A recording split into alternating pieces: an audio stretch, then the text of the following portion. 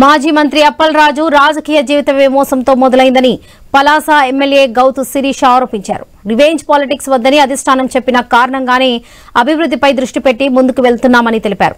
తన గురించి మాట్లాడే అర్హత అప్పలరాజుకు లేదని మండిపడ్డారు. తను కానీ తన కుటుంబం కానీ తప్పు చేసిందని నిరూపిస్తే రాజకీయాల నుంచి తప్పుకుంటానని సవాల్ విసిరారు. నిరూపించకపోతే గుండు కొట్టించుకుని తన ఇంటి ముందు చెప్పుతో కొట్టుకుని అప్పలరాజు క్షమాపణ చెప్పాలని ఎమ్మెల్యే గౌతు శిరీష అన్నారు. నేను ఎమ్మెల్యేగా కాకమునిపే గత నా పెళ్ళైన 30 సంవత్సరాలలో నా భర్త మొదలుపెట్టిన మొదటి పెట్రోల్ బంక్ దగ్గర నుంచి ఈరోజు మా ఆస్తులు ఎన్నున్నాయో అవన్నీ ఎలా వచ్చాయో ప్రజలందరికీ తెలుసు. అంతేగాని నీలాగా ఒక్కసారి మంత్రిగా చేయగానే కొల్లగొట్టిన ఆస్తులు కావాలి.